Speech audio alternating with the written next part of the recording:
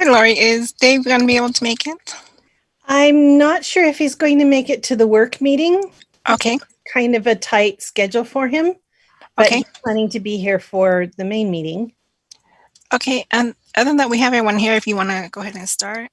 Oh, everyone is here? Okay, great.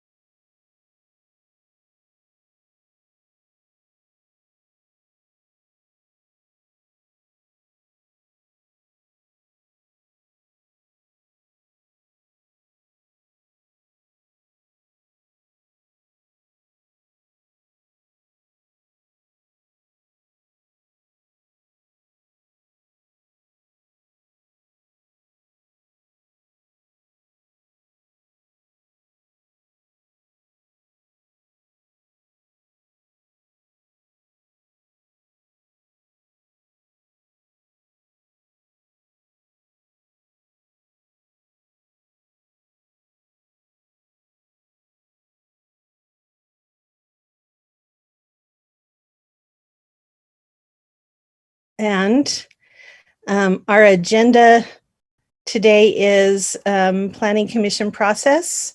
So I don't know, is that Bill or Me. Gary? Yes. How are you? Doing well. Good. Yeah, so for tonight's discussion, Planning Commission, we're going to do some training. And if you've been on the Planning Commission for a while, you've seen some similar training to this. But we're going to come in and talk a little bit about things. So let me go ahead and share my screen.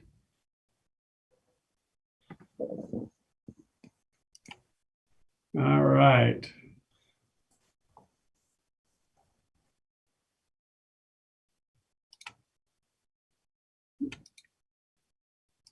Okay. Can you all see my screen? Should say Planning Yes. Commission. Okay, great. So with Planning Commission, one of the things that we're going to talk about is first what Planning Commission is. Just briefly, it's required by state law. You're an appointed body. You're a policy ordinance recommender, and you're a project approval, and you're citizen planners. And that's just a really high-level, brief, and quick description of what you are, but almost as important is what you're not.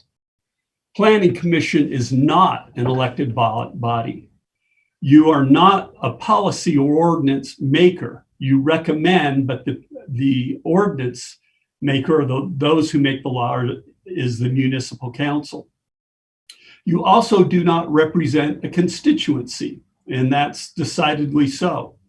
You are to serve on the Planning Commission, and you represent Provo City as a whole, making recommendations ultimately to the council and approving projects. Another thing you're not is you're not a project designer. Your job isn't to design individual projects that come in front of you. And so now you've all been appointed to the Planning Commission. And so we've had this high level discussion of what a Planning Commission is and is not. So now what? And if at any time through this process, as we go through this, you want to stop a moment or ask a question or dive a little more deeply into it. So what we're going to cover today is the two main areas in which the Planning Commission operates and functions. That's in making recommendations for ordinance changes and things like that to the council, and in your role as approving projects or items that come in front of you. We're also going to go over quickly open meetings, municipal officers and employees ethics act, conflicts of interest, ex parte communications, things like that, and kind of meeting management and making motions and how we go about doing that. So to start talking about what's next is when you have actual items in front of you of which you're to deal, they really come in two broad categories. And how we handle those two broad categories are very different. And the authority in which the Planning Commission with which the Planning Commission has to operate or make decisions or recommendations are very different depending on what type of project is in front of you or item and the nature of that item. So the first one is legislative. So legislative items that come to you, and the other one is administrative. Now with legislative, we use this little icon it's a little hard hat, a construction hat, because legislative items are those items that come before the Planning Commission and Municipal Council to create law. We're making law, we're making formal policy, and we're making it. Administrative, we use this little icon of the traffic cop with a police hat on. And those are administrative projects. They are not creating what the law is or what the policy should be. It is already established. And we're analyzing projects against the already established policies and laws. So a hint for you, here's a typical agenda. So this agenda, if you look at it, it's from August of 2010. And our agenda has been somewhat similar, and it has various things on them, and it has 4 items. Now, if you look closely at item 3, there's an asterisk. If it has an asterisk on your agenda, that is a legislative item, and it will go ultimately to the municipal council for approval. If it doesn't have an asterisk, it's an administrative item, and Planning Commission would be the final decision maker.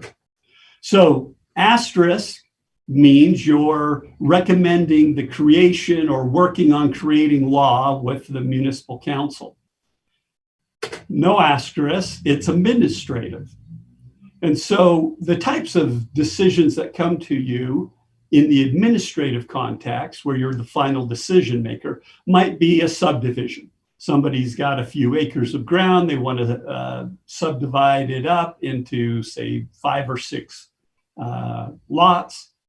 That will come to you, and you'll look at that. A project plan often will come to you. Conditional uses, those will come to you.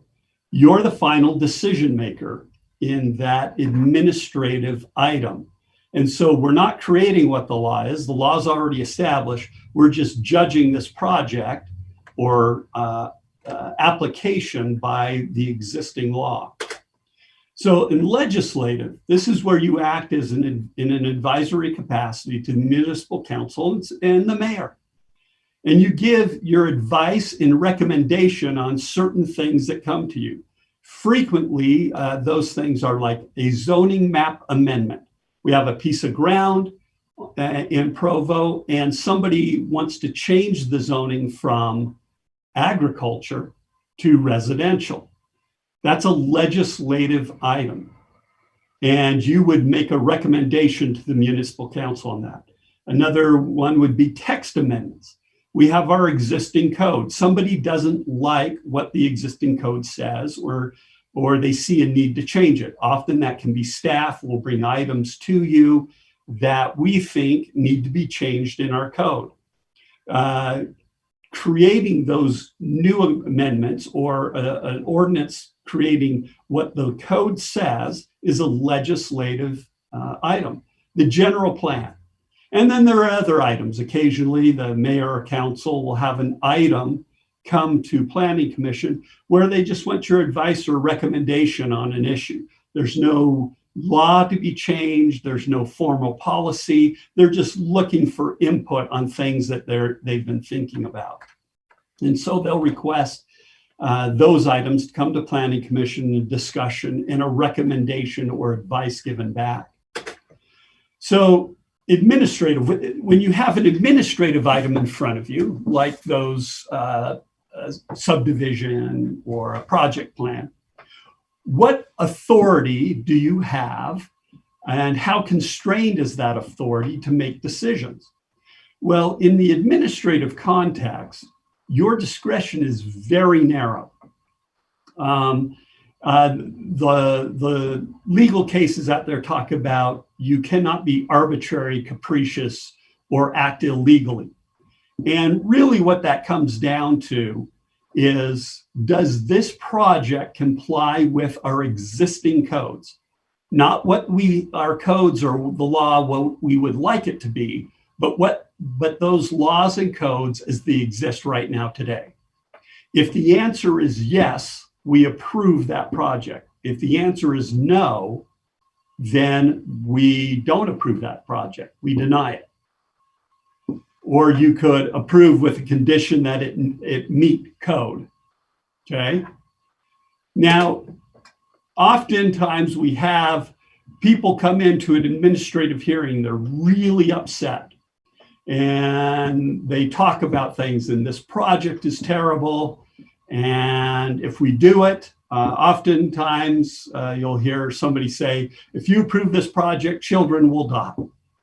And the fact of the matter is, we can't do anything about that unless there is an ordinance that this project violates. So as people come in and talk, the reality is on administrative items, and people talk, most of what they say to the Planning Commission is going to be irrelevant to your determination, because your determination really is, does this application comply with our code on an administrative item? If it does, we approve it. That's why we're the traffic cop. Complies, approve. Does not comply, deny, or put a condition on it. And people's strong emotion that this is not a good project, it's not good for Provo, it's will make my property values go down if you approve this project. All of those things are irrelevant to your real, the authority with which you have to turn down a project, to deny one, or to approve it. It really is, does it comply with code? So legislative. So on legislative issues that come from you, how much discretion do you have? What is the parameter within which you can operate to make your recommendations? And it's very wide. It's a really wide discretion. So when an ordinance change or a rezone comes in front of you, the standard is it fairly debatable? In other words, could a rational person make the determination that the Planning Commission has made? And if the answer is yes, then that is an appropriate legislative action. And those are things like on a text amendment. We'd say we're dealing with design standards. The question is, what should Provo's law be? What should the code say? How should it function and operate? How should Provo look? A rezone comes in. Is this the right zone? Somebody has a request to go from agriculture to residential so that they can build a residential project. Is that the right zone? Is it the right timing? Maybe it is the right zone, but with other issues facing the city, infrastructure issues, traffic patterns, a balance of housing that we have in the city. Those are all questions that you can ask. Does this really make sense? I don't really think so. That's enough to upon which to make a recommendation on that legislative item. So at the end of the day, when we're building or creating the law and we're changing the law so that something can happen, we need to ask ourselves, is this in the best interest of Provo City? And so this public sentiment, so the proud member of the angry mob now changes into the ideas of, hey, this project's not good. It might make my property values go down. Now, in the legislative context, that's an important thing to consider. Do we want to do that? We're not required, but if we're afraid that a project or a rezone, not a project, but a rezone or a text amendment might make property values go down, or it's just not the right timing, or we should take care of some traffic circulations issues before we rezone a property. Those are all important issues to take into consideration. In the administrative context, a lot of that is and would be considered public clamor in that it's irrelevant to the ultimate decision you would make. But on a legislative item, that can be really important. So in the legislative, it's the balancing of perspectives. In this little graphic of the mountain, you've got Planning Commission. And at the Planning Commission meeting, Planning Commission and Planning Commission members are at the top of the mountain. And you have all these different people on this policy mountain looking around and have different perspectives. One perspective is the immediate neighbors. Another perspective is the developer. Another one is staff. And you balance all of those perspectives to make ultimately a recommendation to the municipal council. Now, when your items go to the municipal council is now at the top of the policy mountain, and they have to balance all the different perspectives. Planning Commission's perspective is an important one, and it can come forward, but there will be other perspectives that they'll look at. So the council, their job is to actually make the law and to establish final policy. And so they'll consider Planning Commission's recommendations, adjoining property owners' recommendations, staff's recommendations, and they'll make a decision. And so in this balancing of perspectives, it's great when we have unanimity, but often it's almost impossible to get unanimity of these types of policy or what should the law be types of questions. And it's okay for Planning Commission to disagree with staff. And in the past, sometimes Planning Commission has continued items trying to get unanimity. And it's okay to have split votes sometimes. It's okay to disagree with staff sometimes. It's okay to disagree with a developer sometimes. And so as you make those recommendations, it's a balancing of those perspectives. And as long as it's a rational, fairly debatable proposition, Planning Commission does not really need to worry about the appropriateness of their recommendations. Okay, any questions so far?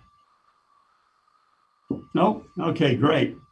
So now in the administrative context, so an applicant comes in and makes an application. So what is that applicant's legal expectation of what will happen in the meeting and what that applicant can rely on. Well, their legal expectation is their rights are vested, meaning their rights in their project are to be judged by the law as it exists. So if a project complies with our law, it will be granted.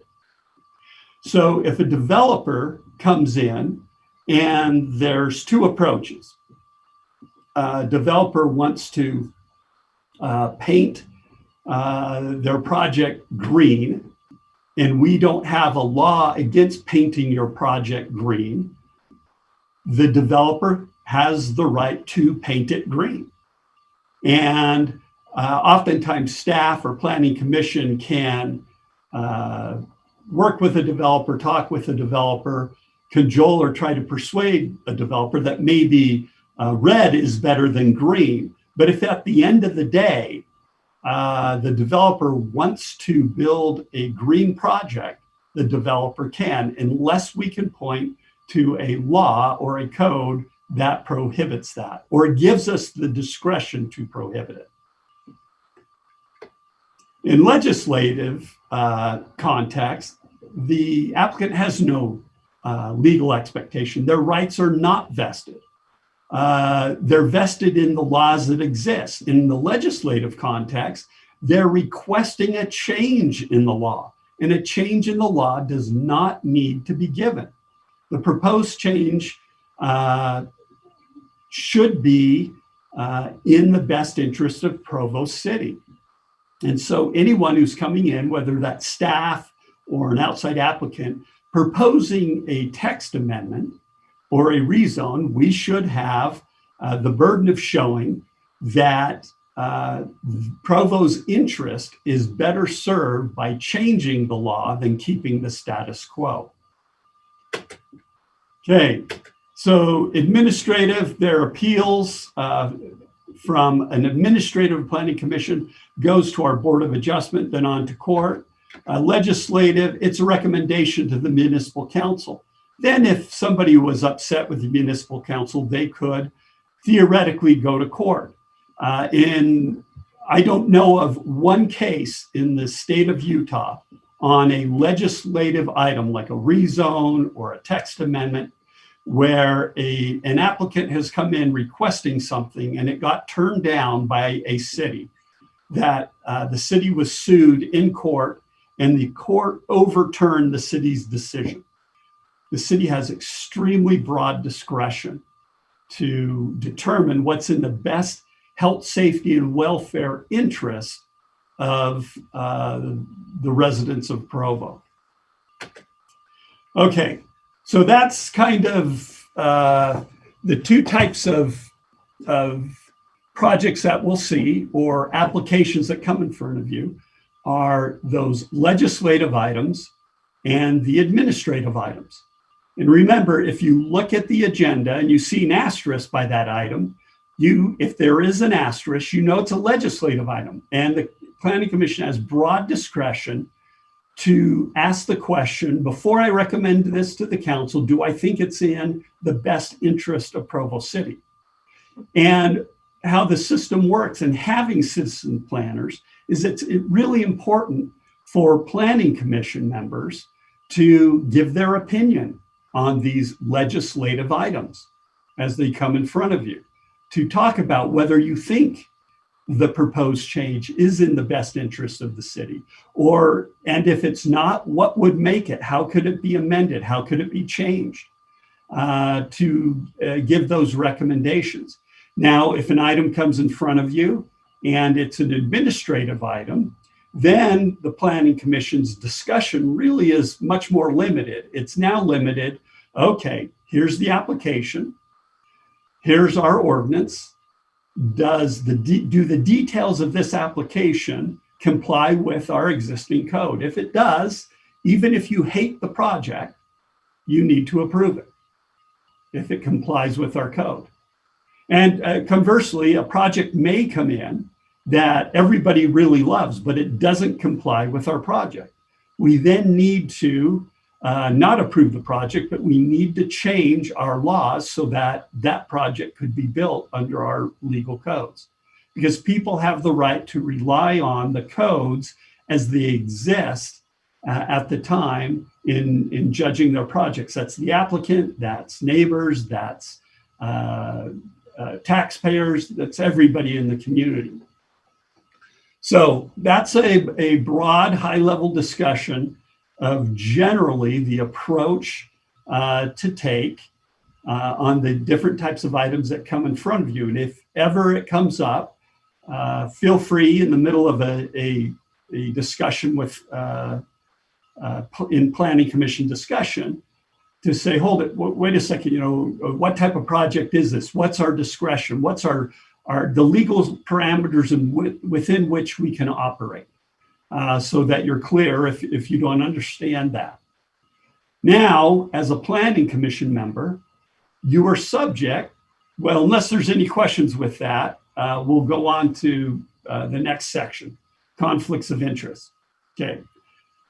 So as a Planning Commission member, you are subject to the Municipal Officers and Employees Ethics Act. So that act deals with conflicts. So these are all the conflicts of interest out there that are possible.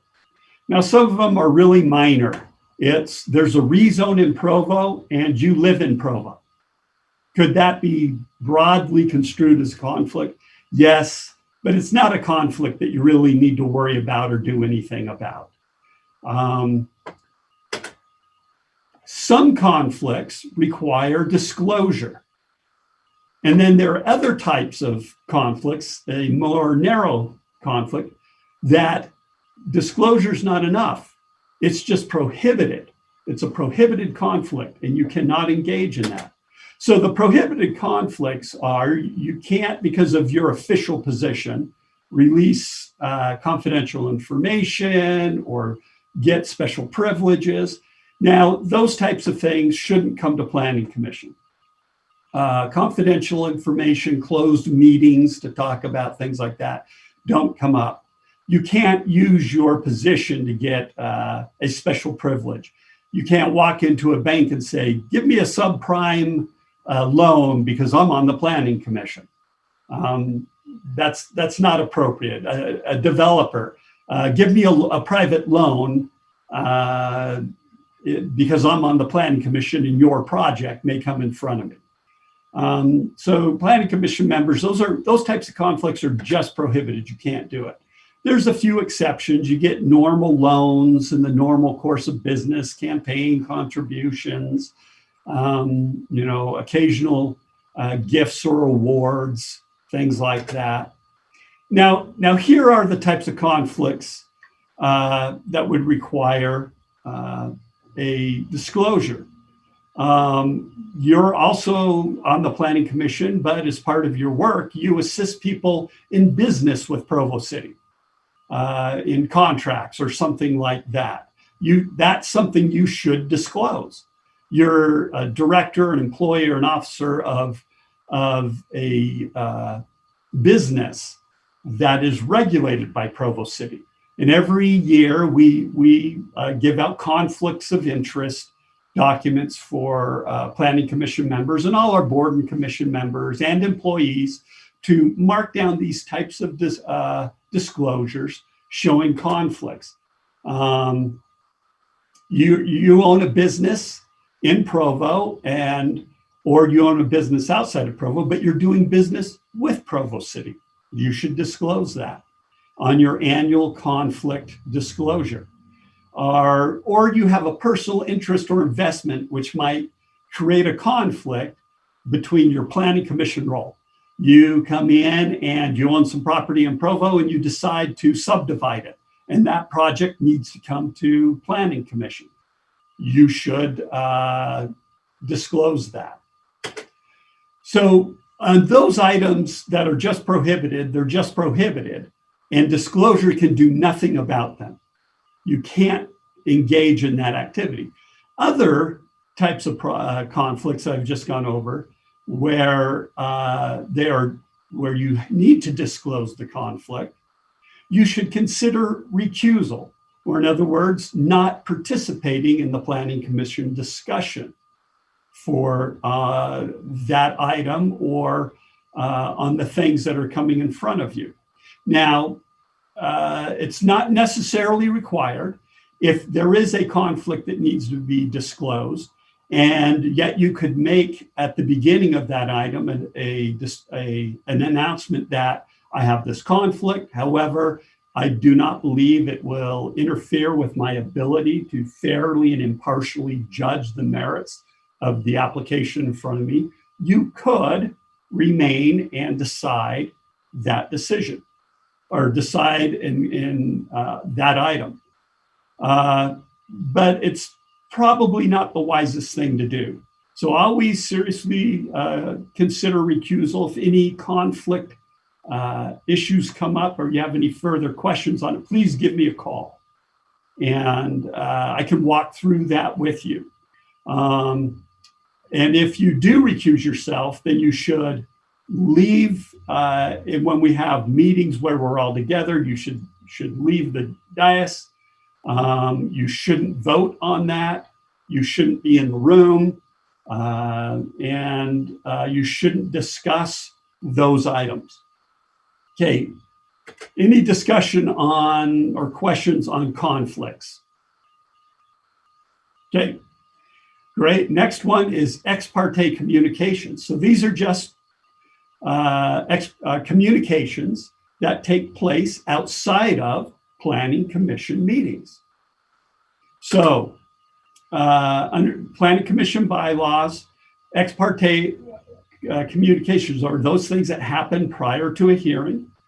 So don't discuss when you get the agenda, you shouldn't be calling each other up or on social media discussing items coming up on the agenda. You shouldn't be doing it among yourselves. That could violate an open meetings issue, and we'll get into that in just a minute. But you see an application for a rezone, you see who the developer is, so you pick up the phone and you call them and start asking them questions about it. You shouldn't do that. That's communication happening outside of the meeting. Also, you shouldn't be expressing a prejudgment until you've heard all of the evidence or issues. And so don't express a conclusion or an opinion until you've heard all of the comment and input that is on an item. So, and part of this is public discussions should happen in public. And the Planning Commission is a public body. And it also protects the due process rights of people involved in the legal event that's going on with Planning Commission hearings and meetings. And it protects people to make sure things are fair. And also having ex parte communications puts a lot of pressure on Planning Commission members. You can't go to, not that a lot of this is happening now, but you can't go to church or a social event, often without somebody grabbing you and saying, hey, there's a project coming in and I just don't like that. And they really want to bend your ear on it. And so by not having ex parte communications and telling people that you're not supposed to, that can really alleviate a lot of pressure that's put on Planning Commission members. I typically advise a Planning Commission member when somebody approaches them like that, say, hey, you know what?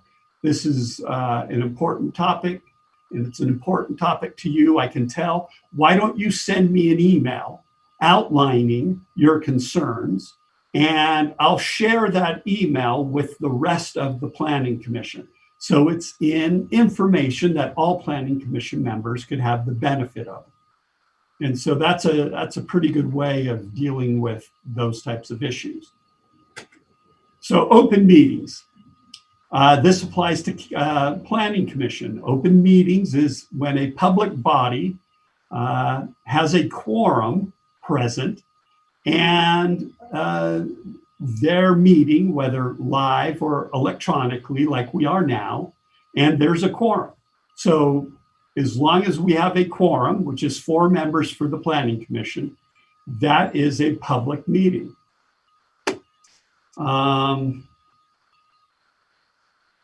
Let's see. So with that, we're subject to these meeting requirements that we have. So part of that is annual training. This is part of your open meetings annual training, keeping written and recorded minutes. We keep a record of this. Is there a question? Gary, yeah, there's a question from Lisa Jensen. How does the rule about ex parte communications apply to conversations with city staff? How does it apply to conversations with city staff? That's a great question. So we are staff to the Planning Commission. And so if you have a question with cities about an item or an issue, please don't hesitate to call staff, okay? Now, the questions that we get from Planning Commission really fall into 2 categories. One might be a procedural issue. So the procedural issues are issues that are good for us to talk about. We can talk about them freely. It deals with running the meeting, how we deal with the items, those types of things. If you're calling up asking questions of a substantive nature on the item, as staff, what we should be doing is taking your input, looking into that, and then responding back to all of Planning Commission. So everybody on Planning Commission has the benefit of that substantive discussion. Does that make sense? Is there a follow-up question to that? It doesn't look like it. Right. Yes, I have a question. Sure, Brian. So how would this apply to conversations, not specifically about projects, but in relation to city operations with members of the planning or city council, or maybe the design review committee? We're not discussing a specific project, but more just in general for Provo. How would that? Yeah, those types of questions or those types of communications are fine. They don't deal with a specific project that's in front of you or is likely to come in front of you. They deal with things of interest in general. And so you can have those conversations. What we're worried about mostly with ex parte communication is communication surrounding an item that is before or likely to be very soon before the Planning Commission. Okay. But general discussions about, hey, we really need to do a study of all the major entries into Provo. I think that's a good type of conversation. Or, hey, we need to look at housing affordability and population growth. How do we deal with that as a city? That's a big, broad topic. Conversations like that make a lot of sense. How should we organize our code or make some amendments?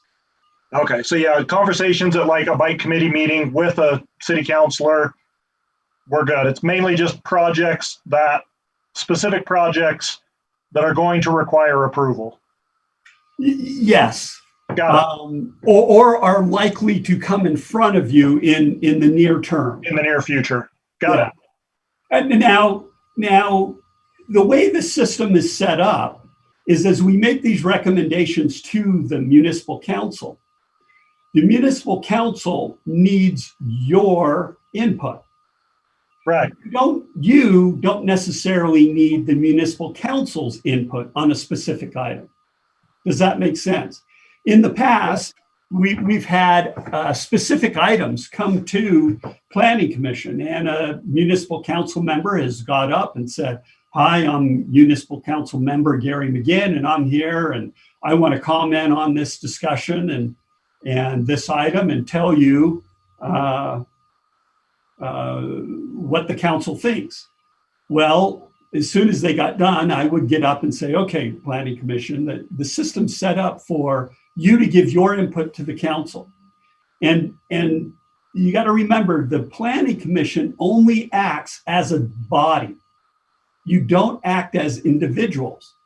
There's no decision of the Planning Commission or Municipal Council unless 4 of you or a majority of the quorum act on an item.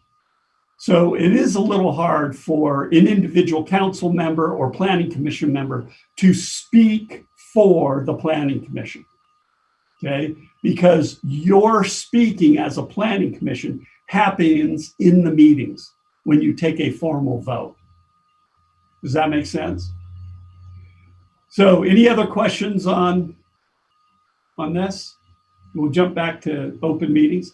So with open meetings, we take care of the posting of the annual meetings, the proper noticing, the minutes, all of those things. You really don't need to worry about those types of issues.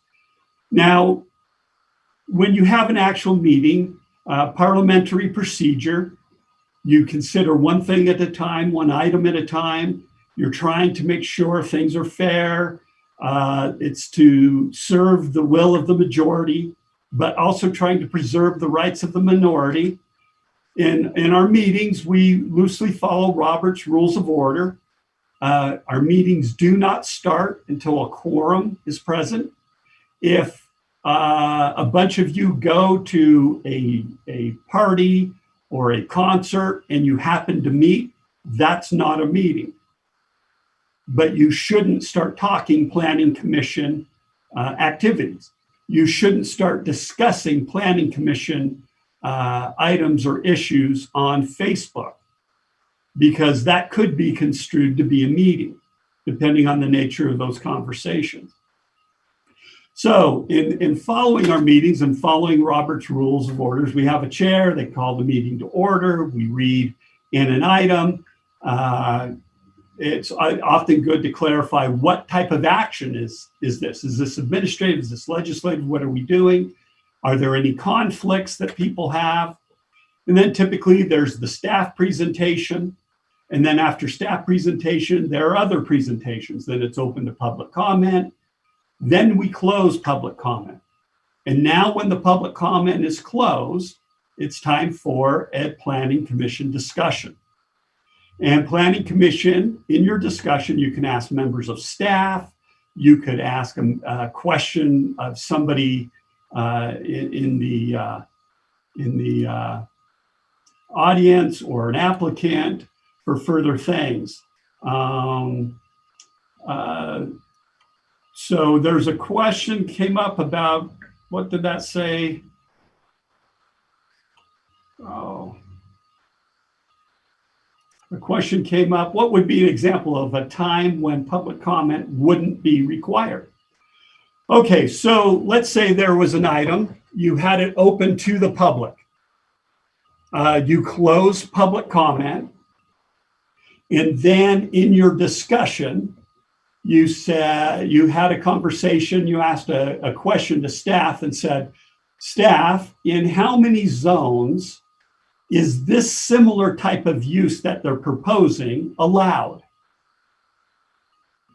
And as staff, we said, gosh, off the top of our head, we don't know. And so Planning Commission said, well, let's continue this to next meeting. And staff, you get the answer to that and bring it back. At the next meeting, you've already had, in the first meeting, you already had public comment and you closed it. And the only reason you continued the meeting was for a very specific reason, to get a piece of information to help you in your discussion. You do not need to open it up to public comment again. So all of the items that you have in front of you, when it's an administrative or legislative item, you may have to have public hearing, in that you let the public comment, but once you close that, even if you continue it to a new date, you do not necessarily have to open it up to public comment again and redo the whole meeting that you just had. Or you could open it up to public comment to deal with only that very narrow little issue for which you continued the item. Other things that you wouldn't have to hold a public comment is this is a public meeting right now. The public can be watching this meeting. But if somebody wanted to comment on this discussion we're having and training for Planning Commission, you don't have to open it up because no public hearing is required. So if you're ever concerned, just ask staff, do we have to open this up again? Okay. So now you've closed it to public comment. You've had your Planning Commission discussion. Now it's time for motions. So in your motion, typically the main motion is, I move that we recommend to, or I move that we approve.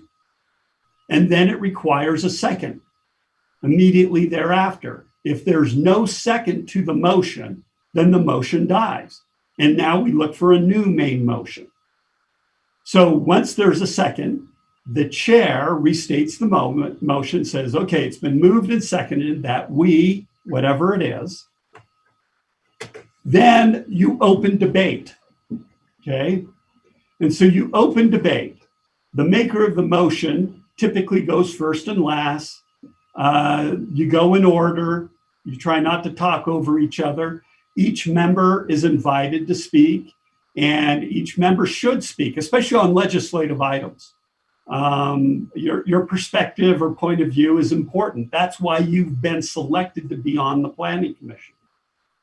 And then as a general rule, each member speaks twice, but not until everybody who's had an opportunity to speak has spoken. Then you call a question on the motion and you vote on the motion. Now, there are secondary motions in that. So in a secondary motion may be, you have a motion to approve this text amendment, there's a second, you discuss it, and in that discussion, there's a secondary motion to amend the main motion, or to continue this item, or to limit the time of debate because the evening's getting long. And so you deal with that motion first, and then you go back to your main motion. You deal with them kind of in reverse order of which they're made. The main motion is made, then if a secondary motion is made, you deal with the secondary, and then you go back to the main motion. Okay. So main motion, recommend approval of the plan, then the primary amendment. I move to amend the motion by adding that you have a vote on the amendment, and then and there could be another motion to continue, and you go through that approach. Then when it finally comes time to actually vote on the motion, the chair says, okay, we're going to vote. This is the motion, restates it. Now to vote, you must be present in the meeting, whether that's electronically or by being there physically present. If you're not in the meeting, you don't get to vote on it. So let's say you're in the meeting right now, there's an item, you're working on it, you have an emergency come up and you need to leave. You can't say, hey, well, we're not done with this item yet, but I would vote no on it, but I got to go, and then you go. That doesn't work. You have to be in the meeting, present when the vote is taken. So each member votes, except for the recusal, and the majority of the quorum passes the motion, whatever it is. And to abstain from voting should happen very, very rarely. You should, if you're recusing yourself, that's one thing, but to sit in and participate and then at the end abstain from voting, there should be a real compelling reason why that would happen. And it would be unlikely that really you should be doing it. But the point and purpose of the Planning Commission is, unless you've recused yourself, to participate, give your opinion, discuss, and then vote. At the end of the day, in everything Planning Commission's doing, ask yourself this: if a disinterested person sitting in the back of the room who is watching this process and watching the item in front of Planning Commission believed that people were treated fairly and according to law, and that things went and worked smoothly. And that's kind of your overriding guiding light in this. And that's the presentation. So are there any questions on it? Now, oftentimes it's helpful in a meeting, an actual meeting, when we're working on things, to go ahead and ask Planning Commission or ask staff a question. When I used to go to the Planning Commission meetings all the time, every Planning Commission meeting, I would act often as your parliamentarian. And any questions that would come up, and motions, and should we continue? What's a good continuance? Why would we continue? What's the point and purpose? What kind of motion are we making? Those types of things. If there's any questions or concern, feel free to ask staff. That's why we're here. Staff has two roles, and sometimes we do training internally for staff. And just like we've given you a hard hat to make the law legislatively, and a police officer's cap on administrative items to apply the law, I would give hats to staff, because we have two roles. One is we make a recommendation to you of what it should be. Then once we've made that recommendation and then you're discussing, our role shifts somewhat to now support Planning Commission in making the best decision that has all of the evidence you need, all of the information you need to make the best possible decision and recommendations, whether it agrees with our recommendation to you or not. And so we play that dual role. Okay. Gary, thanks. That's been helpful. We need to break for our recess so that everybody can have a little bit of time and staff can make sure that all of the meeting stuff is done. So if anyone has a quick question, otherwise, thank you. And feel free to call. Been helpful. Or if you have other questions, we can follow up in a future study meeting and discuss some of these items. Thanks, everyone. Okay. Thank you. All right. We will recess until 6 o'clock. See everybody back at that time.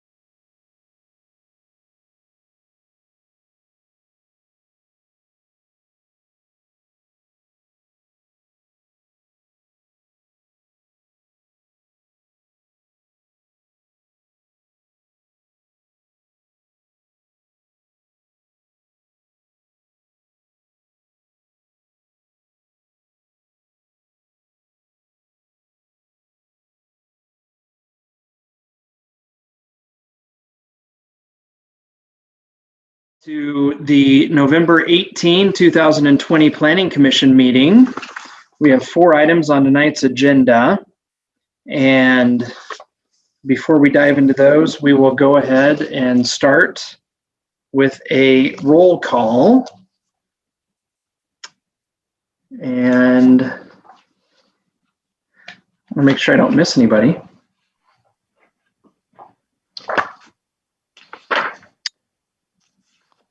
So we'll go in this order. Commissioner Jones. Holly Jones, no conflicts. Commissioner Deborah Jensen.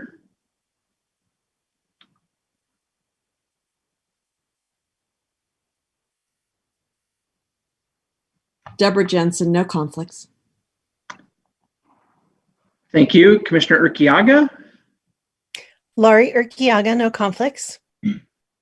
Commissioner Gonzalez.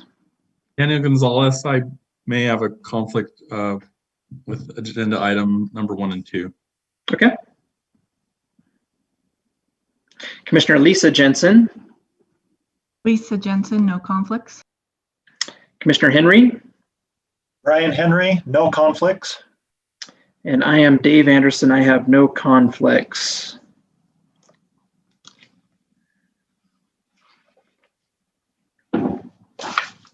Okay, I am going to go ahead and read a statement relative to the Open and Public Meetings Act.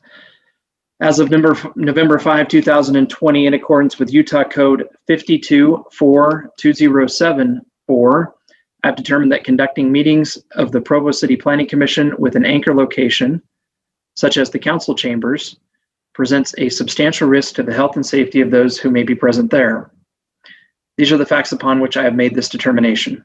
The World Health Organization has classified novel coronavirus disease, aka COVID-19, as a pandemic.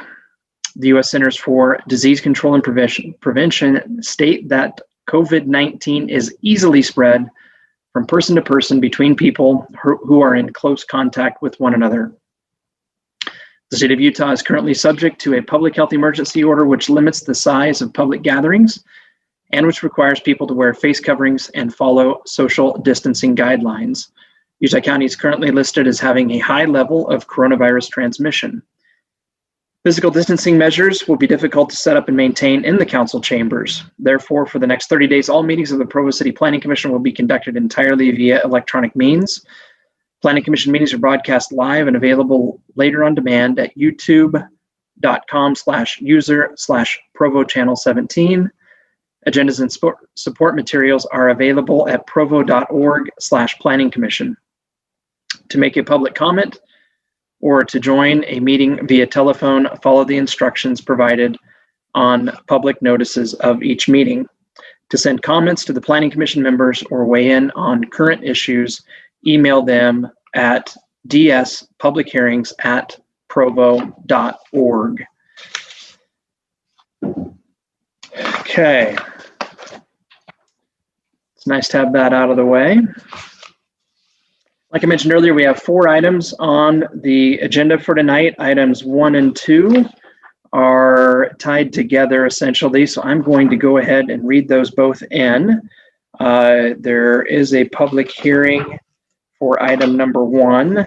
Jake Black requests a zone change from Agricultural A1.1 to R18 for approximately 4.6 acres located at 35 South, 2530 West, Provo Bay neighborhood. And item number 2, Jake Black requests concept plan approval for a residential subdivision in a proposed R18 zone located at 35 South, 2530 West, Provo Bay neighborhood. Mr. Wright, you take it from there, please. Yes, thank you very much. So here's the site that we're looking at. That's just off of Center Street and 2530 West here. It's zoning request is to go from well, first I guess we'll look at the general plan. It's designated as a residential designation in our general plan, and our southwest future land use map also shows residential for that area. The zoning map here shows that the property is currently in the agricultural zone, and it has some R1.8 zones adjacent and around it. And so that's the zone that they're requesting to be changed from agricultural to the R1.8 single family residential zone. Changing the zone will help bring the property into compliance with the general plan. As we just saw, the general plan calls for residential, not agricultural there. And so the zone request will help bring this general plan and that future land use map into harmony. And so the applicant's request for that is they're typically with a rezone will bring in a project plan.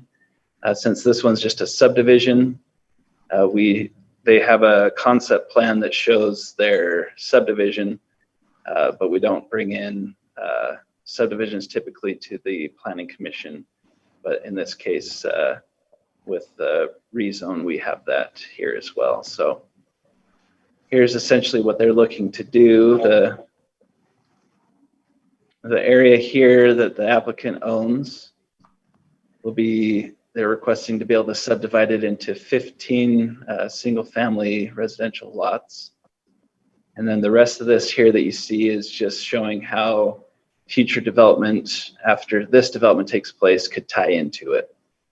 So as you can see, there's connectivity from these streets that would then go into adjacent properties.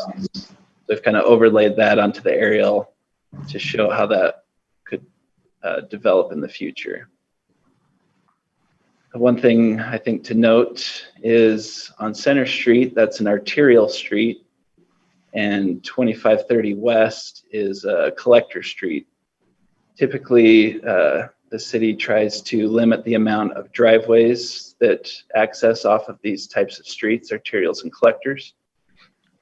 And so as part of this subdivision, what would take place would be that lots 1 and 2 would have a shared driveway. And then lot 3 and 4, or sorry, I guess lot 3 would have a driveway off of the collector street.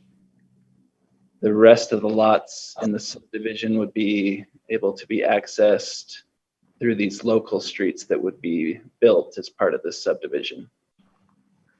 So that greatly reduces the amount of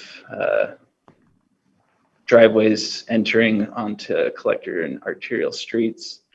Currently there's driveways, I think 2 to 3 driveways, I believe, on Center Street now. So the subdivision will help reduce that. And that's a positive thing as well. Staff has reviewed the proposed rezone and would recommend that the Planning Commission forward a positive recommendation onto the City Council, as that's a legislative item.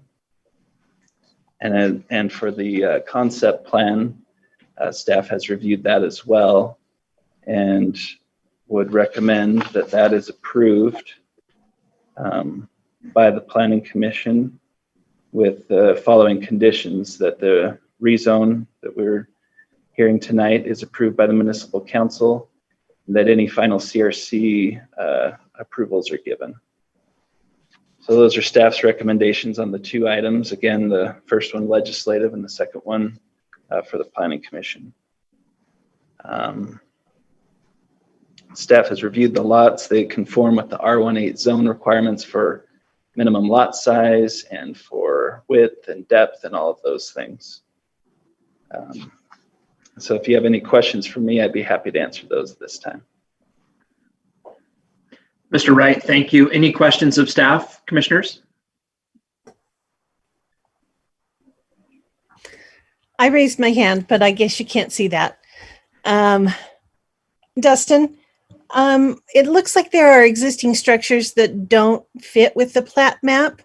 I'm assuming those that are like divided by lots are going to be destroyed. Are any of those structures going to be maintained?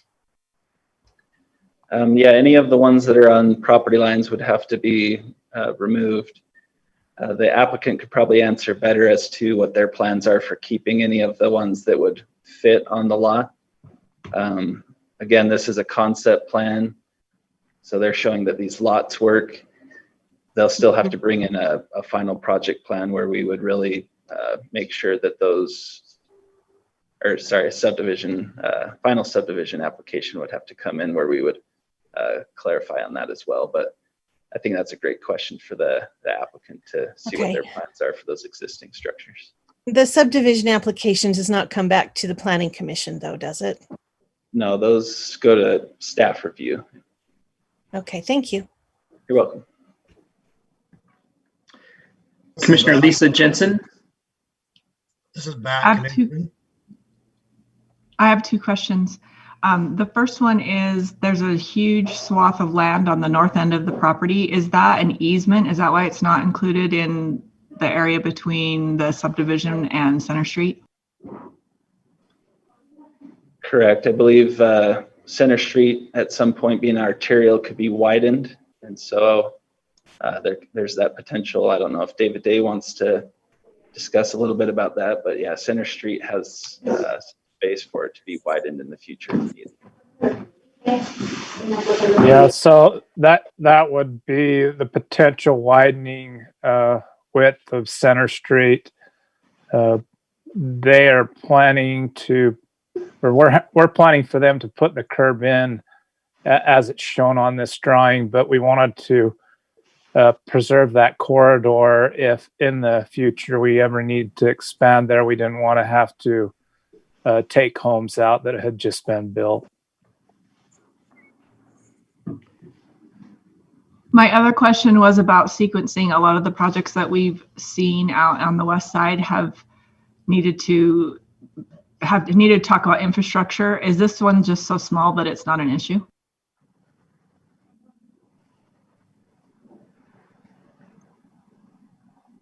You're referring to like sewer capacity and things like that, or? Yeah. Yeah, so all of these have the appropriate connections to the sewer mains, so we're not restricted in this particular area. Okay, thank you.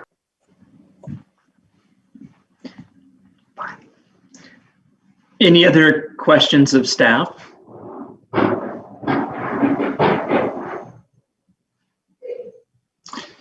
Mr. Black, do you have anything to add to what staff's presented?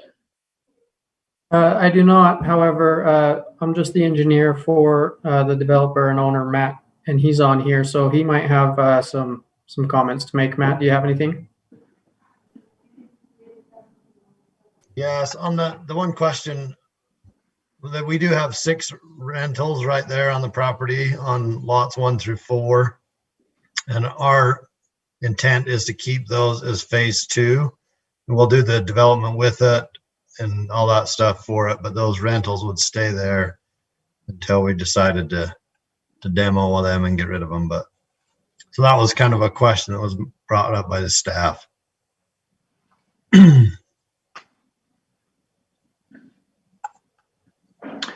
Any questions of the applicant, commissioners?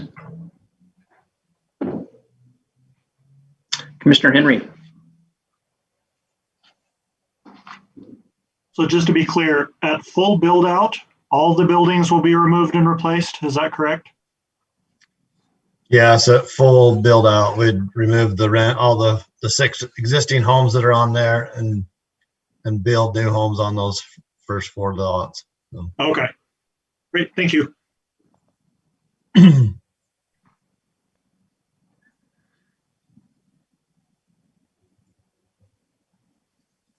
I don't see any other hands raised, so staff, can you help us go ahead and open the public hearing?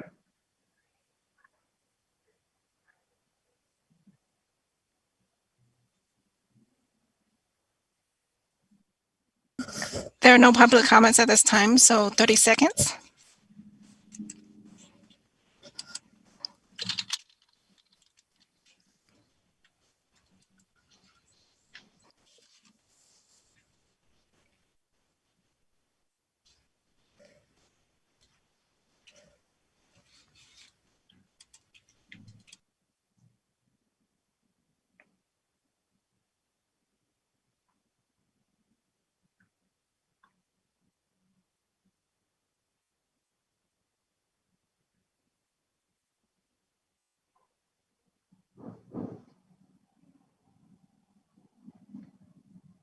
There are no public comments. Thank you. The public hearing is now closed. We will entertain any additional discussion or questions that the commission may have of staff or the applicant, or entertain a motion whenever anybody's inclined to do that.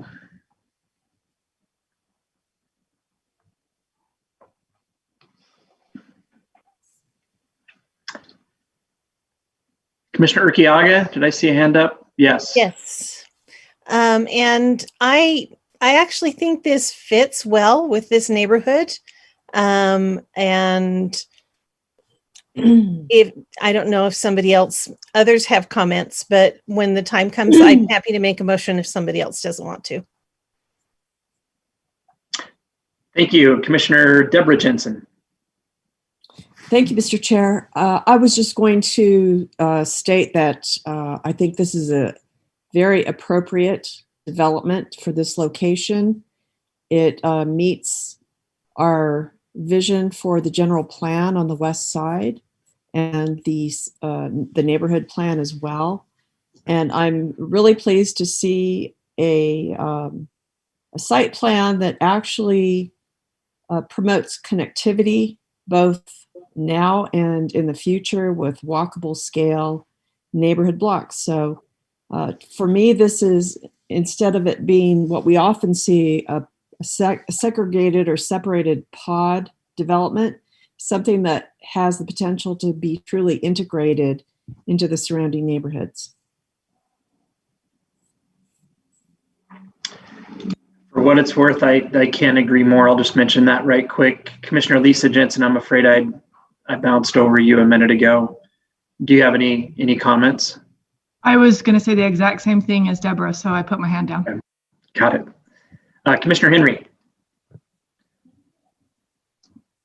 Yeah, I want to echo those same sentiments. I love how they thought past the property line on this. How will this connect to future development? Give some good context to see how theirs will fit when full build out occurs. So I like this plan as it is. Now, I want to kind of throw something out there and propose something that's really a long shot, probably. In fact, I know it's a long shot, but I'm going to propose it anyway.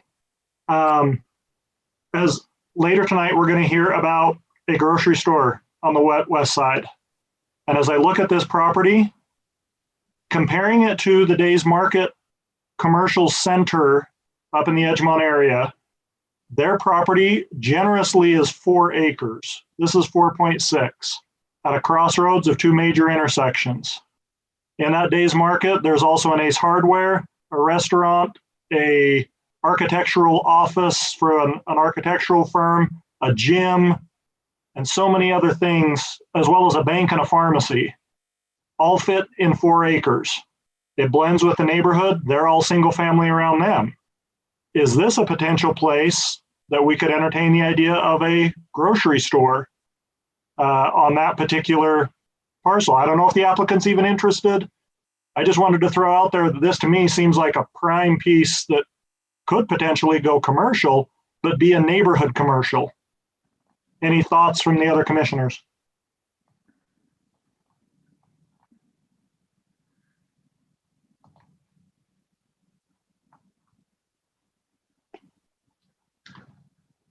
I don't see any hands up yet. I'm just going to Google Earth, try to get a little bit more familiar with the site right fast. You mentioned that the north-south road is fairly significant. I'm not terribly familiar with that one. Staff had just mentioned that was a collector road. And when you think about full build out, that seems to be, although it's got a weird kink in it down below, which is unfortunate, seems like that could be a fairly well-trafficked road for all the homes around there. And again, it's a long shot. I don't even know if a grocery store would be interested in that parcel, if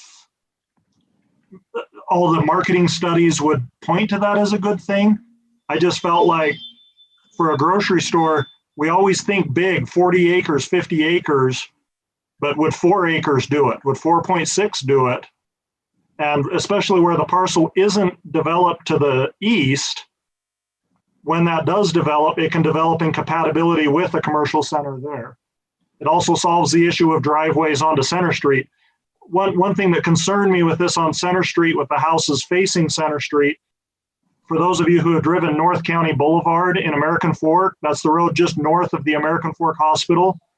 There's a group of very nice homes that when they were built, that was a 2-lane road. Now it's a 5-lane highway, and the houses seem so out of place. I would hate to look at housing going in here, and in 20 years, Center Street is a madhouse, widened to 5 lanes, and these homes now front a very busy street.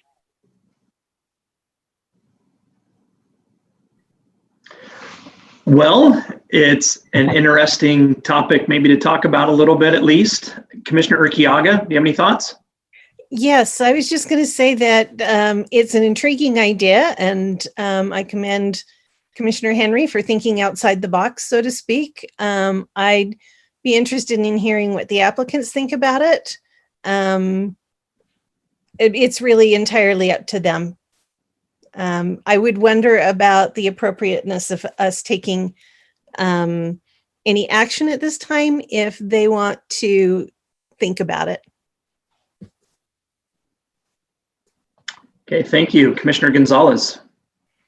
Yeah, no, I appreciate Commissioner Henry's comment on that. Looking for other options for, like we said, grocery on the west side. And I tend to agree with him, but on the other hand, I mean, we have the application before us tonight for residential, and the second thing I guess would be that we should be perhaps we should be looking more prospectively for other potential sites like this of similar size and location, with good access to make that grocery possibility a reality. That's all. Commissioner Lisa Jensen. I just wanted to point out that it's our job to look at the application and then compare it to the requirements for what they're asking. And part of that is looking at the general plan and the area plan and deciding if this meets the needs of those as well. So yes, we also need to consider a goal for that part of the community, but I don't feel like we have the right to deny a project tonight based on a really good idea that we had that someone hadn't thought of when they put in their application. Okay, thank you.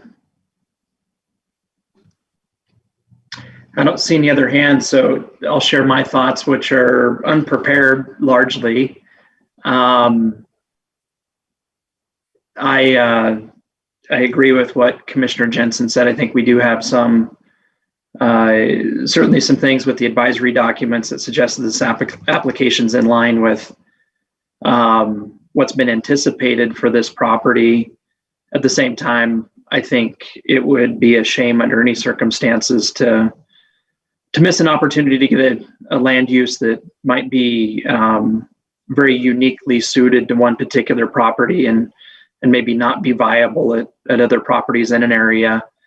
But relative to this site and just what I've had people tell me multiple times in recent years relative to what, and we talk about grocers, it seems like quite a bit, but in particular grocers, they're looking oftentimes at sites that have great access from multiple directions. I don't really see that to the degree with this site that I think people might demand before they'd invest in some kind of non-residential development here. I agree that the size and even probably the configuration with the width of the property might be well suited to something like we kind of have on the other end of town with the neighborhood grocery store there. But I think it's enough of a stretch, and I think there's enough of a need for what's being proposed here single-family homes on lots of this size. I think the need is enough in Provo for that I'd be really hesitant to recommend that this application not be approved. So just a couple of my, like I said, kind of off the cuff thoughts. Commissioner Urquiaga? Yes. I think that we probably should just go ahead and approve what the applicant has requested tonight. I'm looking at this as a legislative action, and I think the applicant has the option of choosing not to present that to the city council if they want to think about something else, but that we should not block this particular development if they want to move forward with it. That's all. Okay, thank you. Commissioner Deborah Jensen? Yes, thank you. I agree with what Ms. Urquiaga just said, and I did a quick back of the envelope calculation. A small grocery store of 35,000 square feet, which is small. We're not talking about a full-blown Smith's or any other major grocer. The building footprint itself would be about an acre. The required parking would be about another acre, not including circulation. So you could certainly squeeze something small like that on this site and park it. But I would agree that the applicant has not come forward with a request for that. And while this might be a topic of interest to the commission and perhaps with staff at some future point, I don't think it's appropriate for this hearing at this moment. The applicants come forward asking for a rezoning for residential, which is indicated as being compliant with the general plan, and has come forward with a suitable site plan that they would also like approval on, that they've all obviously invested money in. And not every developer has expertise in commercial, residential, office, go down the list.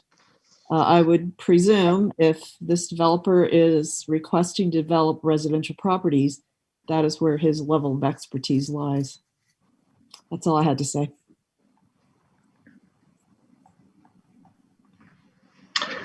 Once again, thank you, Commissioner Henry. I hope I didn't miss you. Do you have any comments? Oh, I am unmuted.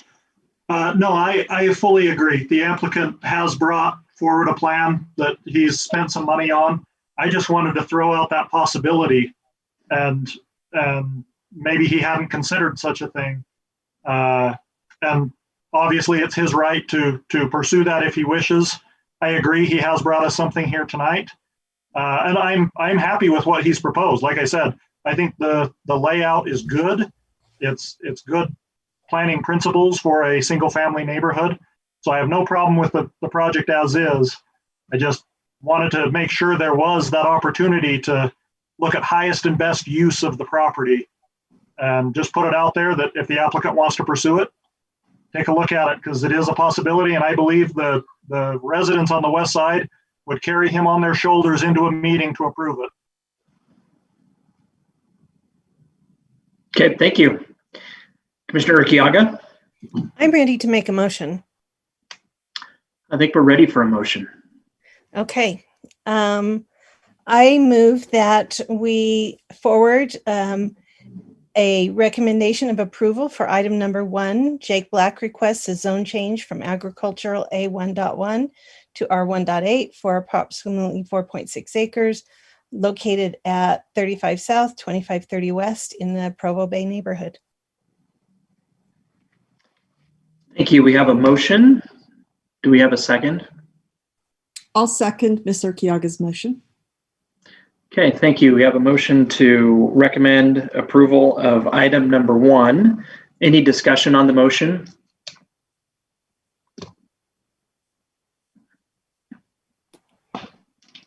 Don't see any hands, so we will go ahead with a roll call vote. Follow the typical order here. Commissioner Jones. Aye. Commissioner Deborah Jensen, Aye. Commissioner Urquiaga, Aye. Commissioner Gonzalez, Aye. Commissioner Lisa Jensen, Aye. Commissioner Henry, and I will vote aye as well.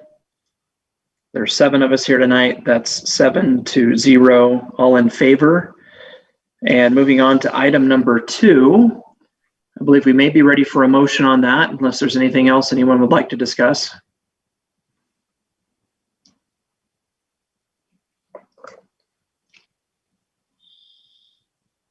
I'm prepared to make a motion on that as well. Thank you. I move that we approve item number 2, Jake Black requests concept plan approval for a residential subdivision in a proposed R18 zone located at 35 South, 2530 West in the Provo Bay neighborhood. Thank you, Commissioner Urquiaga. Do we have a second? I'll second Ms. Urquiaga's motion. Excellent. That was Commissioner Deborah Jensen. Any discussion on the motion? I just clarify if the staff motion with the 2 conditions listed there, what your thought was on those? Oh, yes, with, so I'll amend that motion to say, with the, now I've had a brain cramp. With, including the 2 staff, recommended, I don't even know what the right word is. Conditions. Including the 2 recommended staff conditions. Excellent. Thank you. Commissioner Jensen, does your second still stand? Yes, it does. Okay, excellent. Any other discussion on the motion?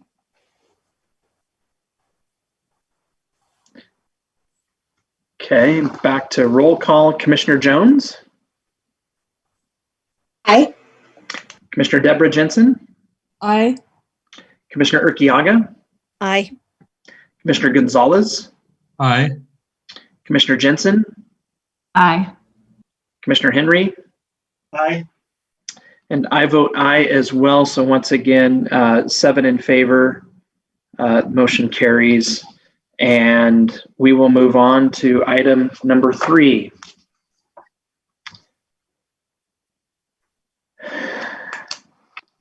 The Development Services Department requests ordinance text amendments to sections 143260 and 143290 to clarify the spacing requirements for accessory structures in relation to main buildings in the residential conservation zone. Mr. Wright.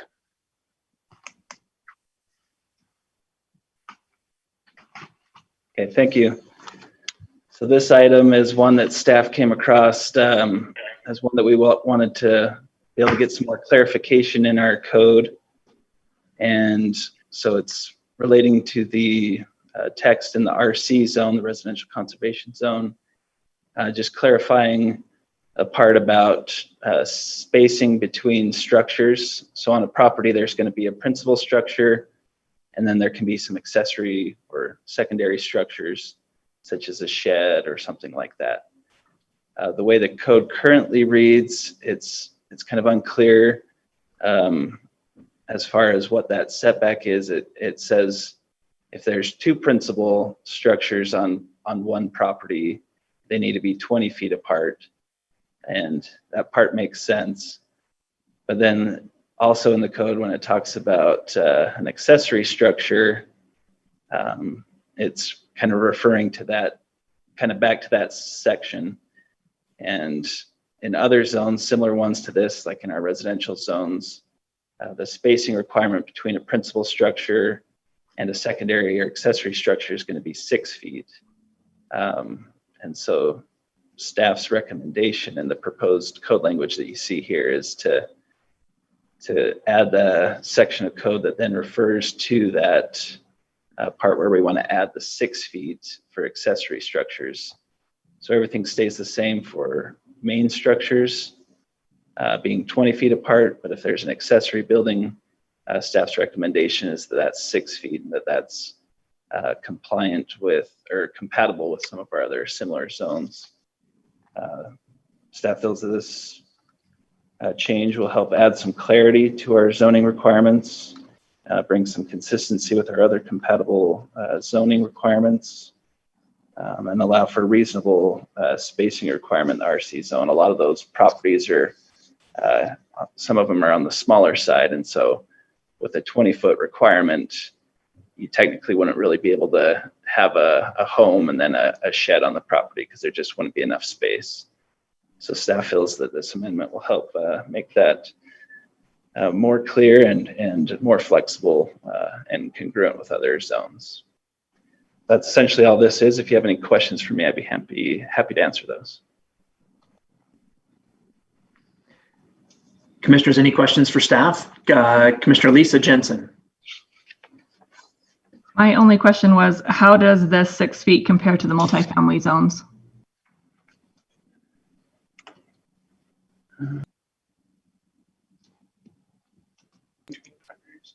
So I think in our multifamily, you're going to have 15 feet between primary structures. So this one's 20, and I think the 6 feet is going to be the same.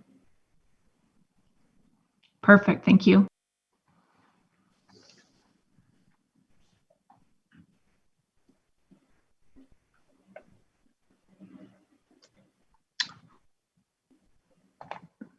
I don't see any other hands raised by way of questions for staff. So we will go ahead and open the public hearing. Is there anybody ready to jump in on that? There are no public comments at the moment. 30 seconds.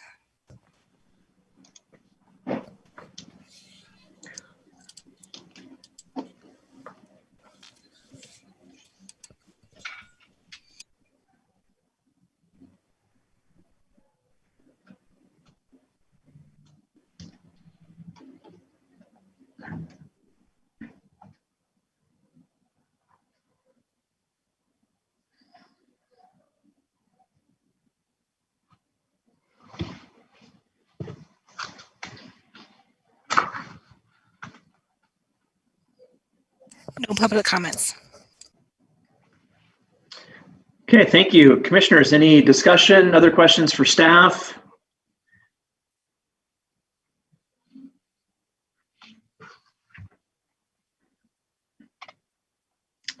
This does seem rather straightforward to me.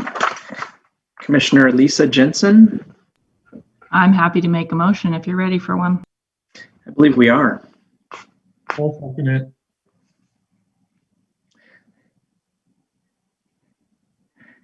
Oh, well, I guess the motion needs to be made first.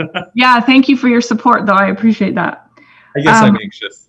I move to recommend approval to the Municipal Council for item number 3. The Development Services Department requests ordinance text amendments to sections 14.32.060 and 14.32.090 to clarify the spacing requirements for accessory structures in relation to main buildings in the residential conservation zone. Thank you, Commissioner Jensen. Commissioner Gonzalez. Yeah, I'll second it. Excellent. Thank you. Any discussion on the motion?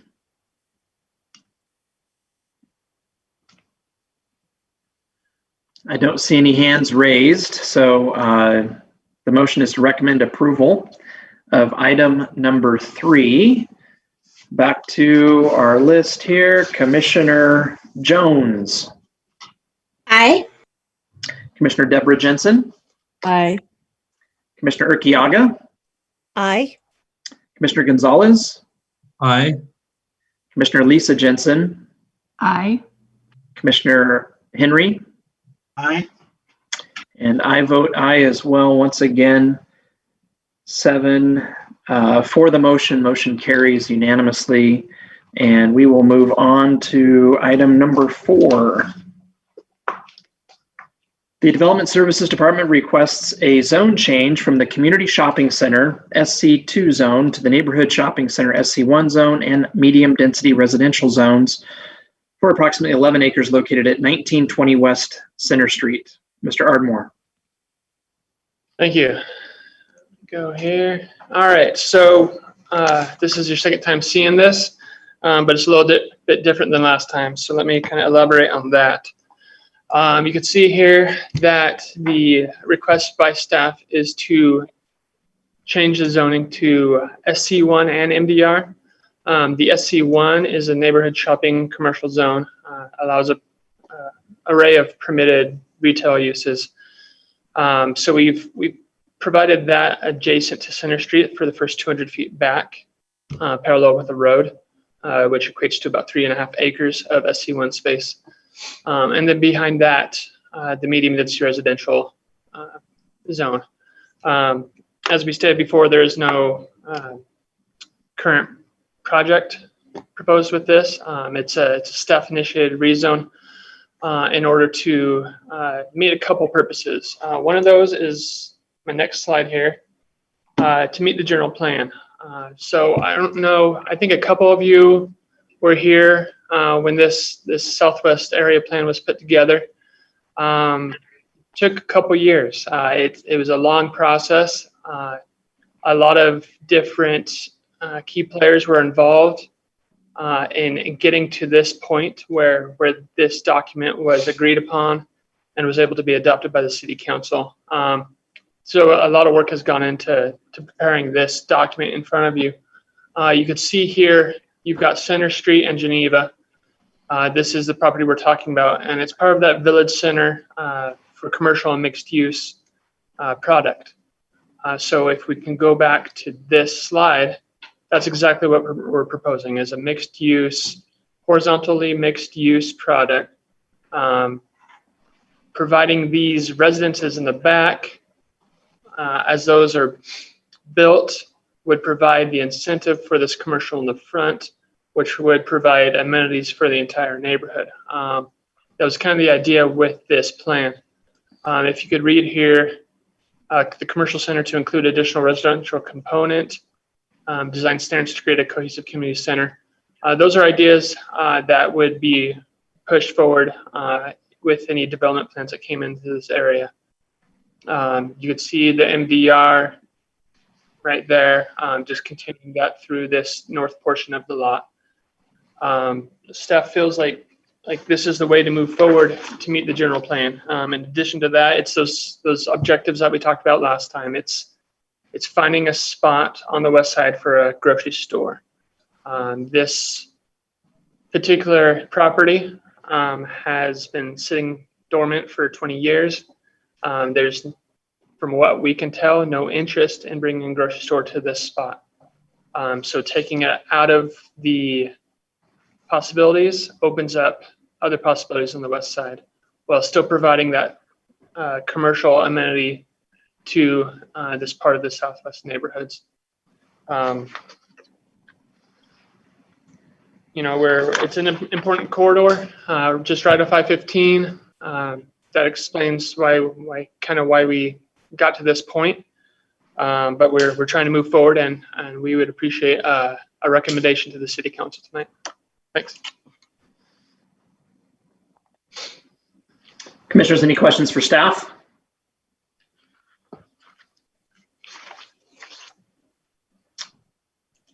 Commissioner Urquiaga. Yes, Aaron. What do the current family owners say about this? I do have with me our economic development staff.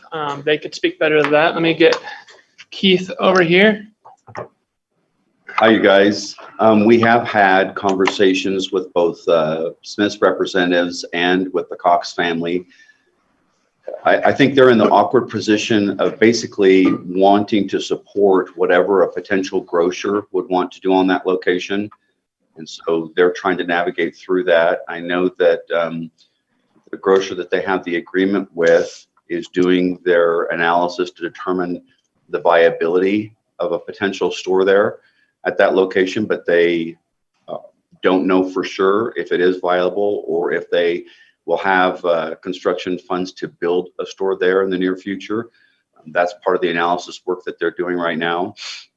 This proposal that's before you was really an attempt to try to facilitate something happening on that property that would allow a grocer to go somewhere on the west side.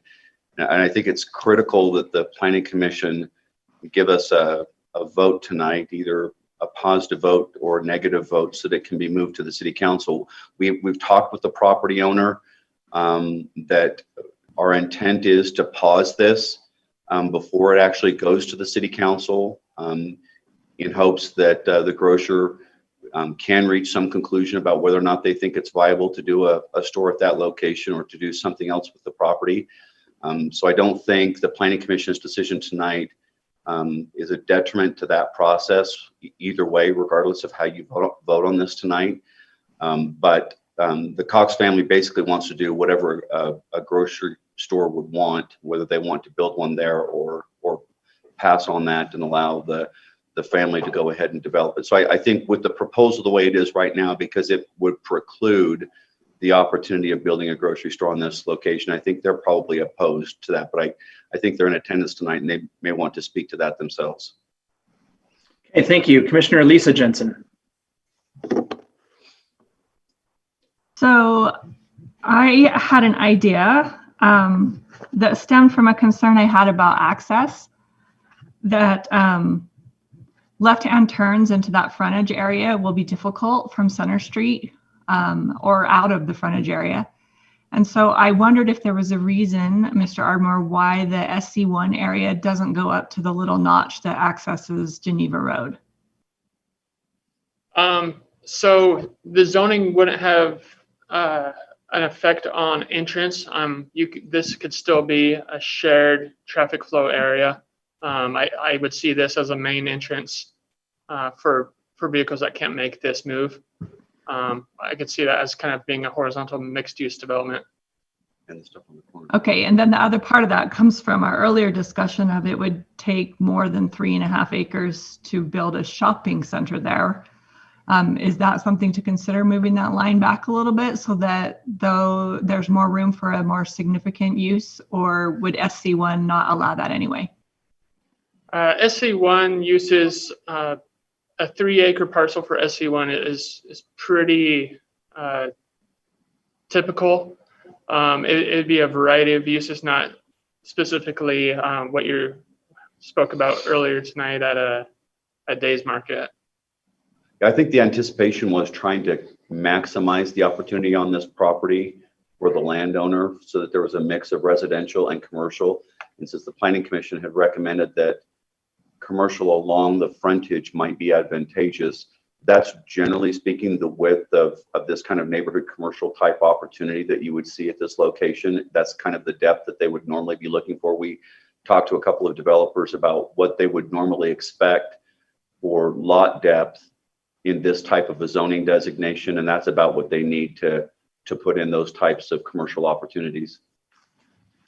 Commissioner Deborah Jensen. Thank you. Thank you, Mr. Chair. I saw something in the write-up on this item about design guidelines, and this is a question for staff.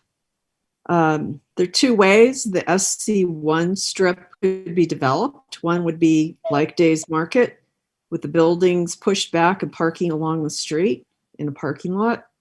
The second would be to bring the buildings up to the sidewalk and start to create more of a village environment with parking behind or to the side. Are there any design guidelines currently in place, or would you anticipate that those would be developed in advance of accepting any proposals for the site? Great suggestions. I think that would be an important move going forward with the development that occurs here, is really defining some design standards at this point. Design standards for any SC1 zone in the city are very minimal. So I think that's a great suggestion. Great, thank you. I don't see any other questions for staff, so we'll go ahead and open the public hearing. We have Jonathan Hill, Neighborhood Chair, on the line. Go ahead, Jonathan.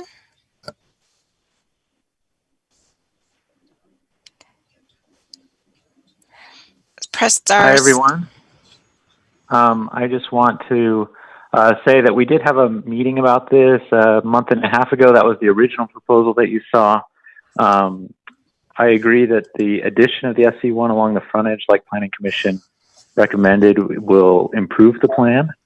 The overall feeling for the neighborhood, you know, we'd love to see a grocery store at this spot. I think everybody would, but we realize that Smith's kind of holds the cards there, and if it's going to open up opportunities in other parts to have a grocery store out here to develop it away, then that's what we need to do. So in this case, us and Developmental Services are completely in alignment in our views on the area. Okay, thank you. Is there anyone else on the line?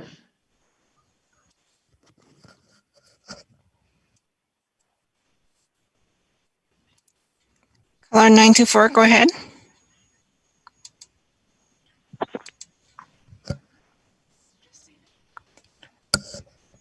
Caller 924. Press star 6 to unmute.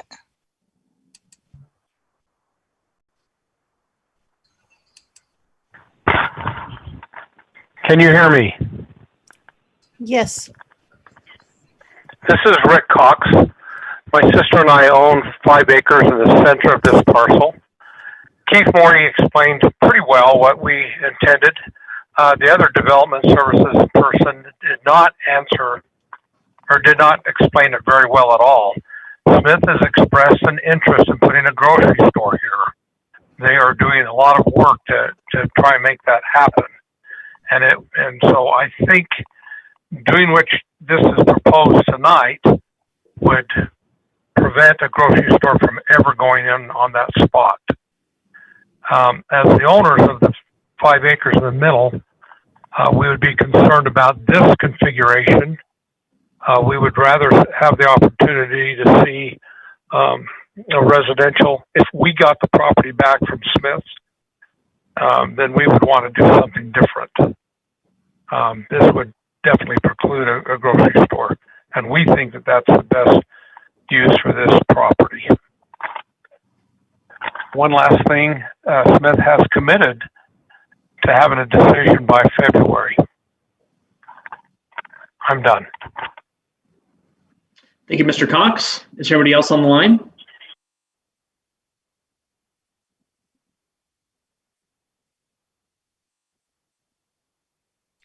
No additional callers at the moment. 10 seconds.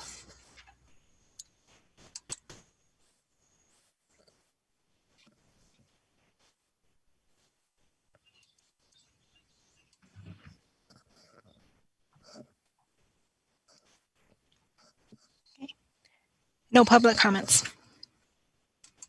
Okay, thank you. The public hearing is closed. Commissioners, any other discussion on this proposal? If not, I think it'd be appropriate to make a motion.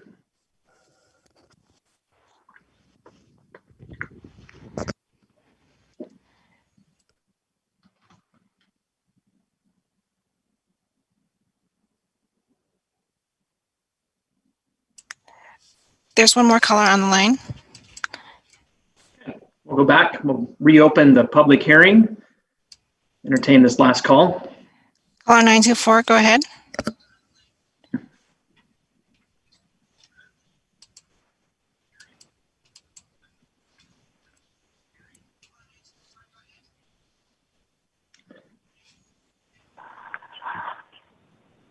Can you hear me now?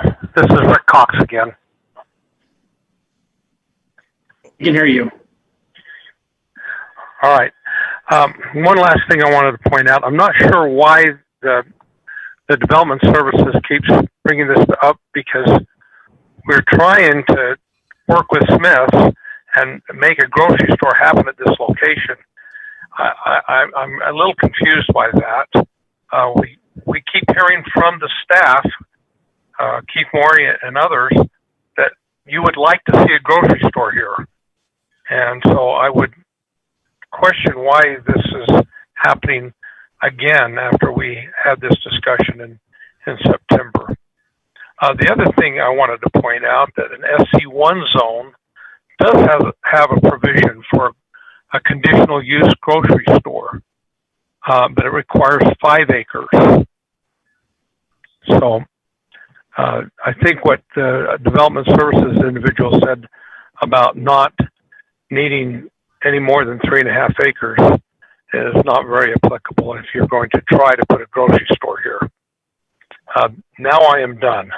Thank you. Okay, once again, thank you. We will close the public hearing for good this time. Commissioner Gonzalez?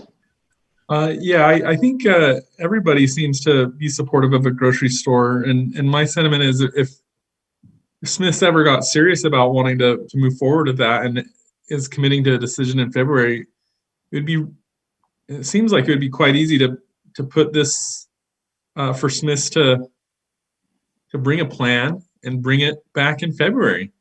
And if we needed to change this back to a different zoning to accommodate a larger shopping center development, I imagine a lot of the commissioners would be supportive of that.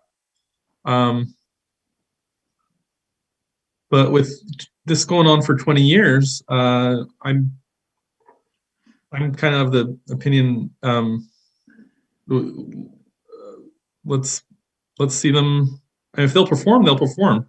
We'll know by February, right? But I think I'd want to vote on what's before the commission today and recommend an approval. Okay, thank you. Commissioner Urquiaga? Thank you. I agree. I think that that's an awesome place for a shopping center.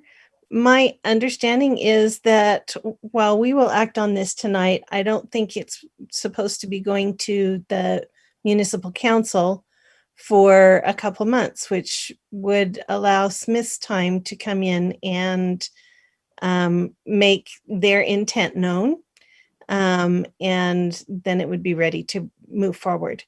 But I do think that it's kind of time to fish or cut bait when it comes to that particular area. And we should move forward on the proposal before us.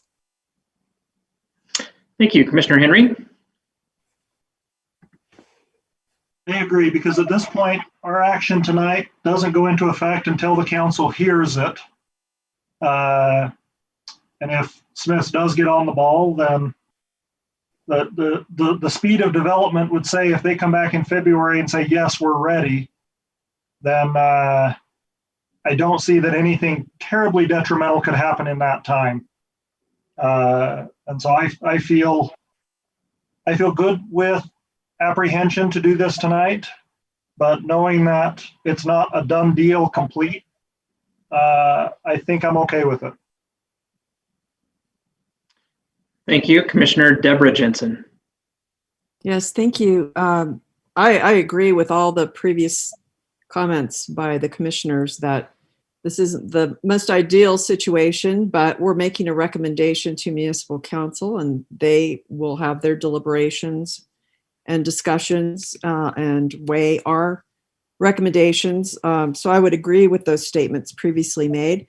I would encourage staff and development services to post haste as quickly as possible, consider crafting an overlay zone with design standards for this village center, or they're going to end up with the typical suburban sprawl kind of development that does not pull this neighborhood together. This could be a really nice focal point for the West Side neighborhoods. And I would encourage them to get out in front of that and get something going to help better regulate what the end product will be. Thank you, Commissioner Jensen. I don't see any other hands raised. Would someone care to make a motion?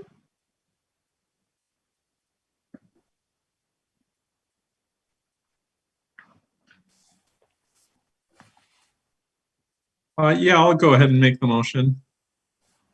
This is Daniel. Item number 4, I move to recommend I move to bring a positive recommendation for the zone change on item number 4. Development Services requests a zone change from the Community Shopping Center SC2 zone to the Neighborhood Shopping Center SC1 and medium density residential MDR zones for approximately 11 acres located at 1920 West Center Street, Fort Utah neighborhood. Yeah. Thank you, Commissioner Gonzalez. We have a motion. Do we have a second? I will second. This is Commissioner Urquiaga. Thank you. Any discussion on the motion? I don't see. Okay, Commissioner Henry. We want to include an amendment to include Deborah's recommendation that there be design standards when this goes into effect. Can we do that? I don't believe that's within our purview relative to this particular application. Okay, thank you. Any other discussion on the motion? Okay, seeing none, we'll take it from the top once again. Commissioner Jones. Aye. Commissioner Deborah Jensen. Aye. Commissioner Urquiaga. Aye. Commissioner Gonzalez. Aye. Commissioner Lisa Jensen. Aye. Commissioner Henry.